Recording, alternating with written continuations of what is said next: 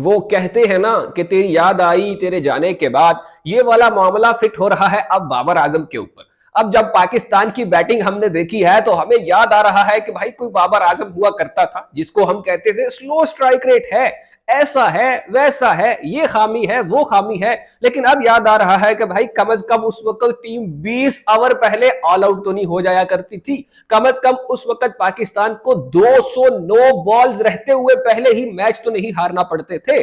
रमीज राजा भी ये सब देख के चुप नहीं रह पाए और बोल ही पड़े कि भाई ये जो डिसीजन आपने लिया है ये घटिया डिसीजन है, ये पैथेटिक डिसीजन है।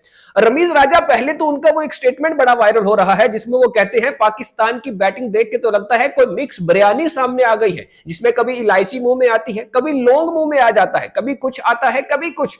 यानी कि मजा नहीं आ रहा, बिरयानी इतनी मिक्स है कि मजा नहीं आ रहा, समझ नहीं आ रही कि भाई मामला चल क्या रहा है। मतलब कोई स्पेसिफिकेशन नहीं है, कोई समझ नहीं है कि किस चीज का क्या रोल है। कोई सही बिरयानी नहीं बनी हुई जिसमें चावल अलग से दिख रहे हो, गोश्त अलग से दिख रहा हो और जो मसाले वाले चावल हैं वो अलग से दिख रहे हो। बिरयानी लवर यकीनन इस चीज को समझते हैं। लेकिन रमीज राजा की बात का पोस्टमार्टम किया जाए तो कहना यह था भाई समझ नहीं आ रही किस बैटर का रोल एज एन अग्रेसर है, किस बैटर का रोल गेम को लेकर चलना है, किस बैटर को किस पोजीशन पे खेलना पसंद है और किसको कौन सा रोल समझाया गया है, कौन सा रोल दिया गया है। क्योंकि अब्दुल समद जानी आए तो उनको ये नहीं समझ आई कि गेंद को खेलना कैसे है। शमेल हुसैन आए तो वो यही नहीं समझ पा रहे थे कि पेस को कैसे टैकल करना है। माज सदाकत ऐसा भूल भुलैया में फंसे हैं कि इतनी बॉल्स खेलने के बाद भी वो इंटेंट विंटेंट वाला कीड़ा भी उनसे निकल चुका। वो साहिबजादा फरहान जो छक्के लगाने के लिए जाने जाते हैं उनसे सिंगल नहीं ली जा रही थी। मतलब ऐसी सिचुएशन में रमीज राजा की बात ठीक ही लगती है कि भाई ये कैसी टीम है। इस टीम में तो उसका होना लाजमी है जिसकी याद आपको उसके जाने के बाद आ रही है। बात है जनाब बाबर आजम की। बाबर आजम के ऊपर रमीज राजा कुछ स्टेटमेंट्स देते हैं जिनको देखकर मैं भी कहता हूं कि भाई बात तो किसी हद तक बॉय ने ठीक ही कर दी है। रमीज राजा की स्टेटमेंट्स की बात करें तो रमीज राजा कहते हैं भाई ये बाबर आजम जो है उसकी 50 प्लस की एवरेज है, उसको आपने किस हिसाब से टीम से बाहर निकाल दिया है। अगर मैं आपको भाई की स्टेटमेंट डिट्टो पढ़ के सुना दूं तो भाई साहब कहते हैं यस बाबर आजम फॉर्म में have been iffy but it was never in ODI cricket. I mean, he is a giant in ODIs. His record is phenomenal, average over 50, and he gets them at good pace. Pakistan needs experience. अब भाई राजा साहब बात आपकी ठीक है, बात तो आपकी ठीक है, एक्सपीरियंस चाहिए पाकिस्तान को, लेकिन माइक हैसन को नहीं चाहिए, आकुब जवेद को नहीं चाहिए। ये जो आकुब जवेद हैं हमारे जो इस वक्त नाग बन के बैठे हैं पाकिस्तान की क्रिकेट के ऊपर, उनको नहीं चाहिए भाई। उनको ये चीजें सूट नहीं करती, उनको अच्छी नहीं लगती ये चीजें। जी बाबर आजम परफॉर्म कर गया तो फिर क्या होगा, वापस लेकर आना पड़ जाएगा ना इन T20 की टीम में भी।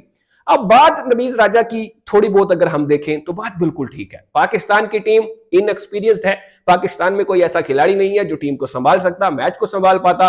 उम्मीदें थी आगा सलमान से कि मैन ऑफ क्राइसिस एक बार फिर से बनेंगे, लेकिन आगा सलमान यही नहीं समझ पाए कि नाहिद राना को कैसे खेलना है। आगा सलमान यही नहीं समझ पाए कि ये बांग्लादेश है, ये यूएई की विकेट्स नहीं है, या ये हम कोई श्रीलंका में नहीं खेल रहे, बांग्लादेश में खेल रहे हैं। और बांग्लादेश की पिच भी कोई ऐसी कोई डेड टर्नर नहीं थी यार, यकीन मानो ये पिच वो थी नहीं जो बांग्लादेश में होती है। ये तो बल्ले पर गेंद आ रहा था, पेस आ रही थी, बाउंस मिल रहा था, बल्ले पर गेंद ऐसे आ रहा था कि अगर पहले बैटिंग बांग्लादेश कर लेता कहीं गलती से तो भाई 300 से ऊपर उन्होंने बोर्ड पे टांग देना था। ऐसी सिचुएशन में हमारी ये हालत है भाई, ये हालत है। फिर हम कहते हैं हमें बाबर आजम नहीं चाहिए, वो स्लो खेलता है। भाई स्लो खेलता था तो ओवर तो पूरे हो जाते थे आपके। एक तो समझ ये नहीं आता, स्लो वो T20s में खेलता है, निकाल बाहर उसको ओडीआईज में देते हो आप। ये कौन सी मंतक है यार। मैं चाहता हूं माइक हैसन से कोई पूछे, कोई उससे बैठ के पूछे कि भाई साहब T20 की परफॉर्मेंस की बेस पे तुम 50 ओवर वाली टीम कैसे बना सकते हो, या T20 की बेस पे तुम ओडीआईज में से एक लड़का कैसे बाहर कर सकते हो। और लड़का भी वो जिसकी 50 की एवरेज है, लड़का भी वो जिसको आप निकालने का सोचो भी नहीं भाई, क्योंकि आपके पास उस कैलिबर का कोई खिलाड़ी नहीं है। और चलो मान लिया आपने उसको रेस्ट दिया है, आप चाहते हो आप कुछ नए यंगस्टर्स को मौका दो, वो तो कम से कम एक दो बीच में एक्सपीरियंस वाला भी डाल लो। अगर बाबर को निकालना है तो 50 की या 60 की एवरेज वाला डोमेस्टिक क्रिकेट में कामरान गुलाम बाहर बैठा है। साउथ शकील जो कि आपका वेरीफाइड किस्म का जो है वो टॉप ऑर्डर बैटर है, वेरीफाइड किस्म का ऐसा मिडिल ऑर्डर में खेलने वाला बल्लेबाज है जो संभालता है मैच को, गेम को चलाता है, उसको लेकर आओ। लेकिन आप किसको लेकर आते हो। आपको लगता है कि शमेल हुसैन और माज सदाकत जो है वो पहले ही मैच में तबाही परफॉर्मेंस दे देंगे। या आपको लगता है मिडिल ऑर्डर में अब्दुल समद जो है वो आकर आपको 100-200 रन की पार्टनरशिप लगा कर देंगे? ना अब्दुल रजाक हो गया है, अब्दुल समद नहीं।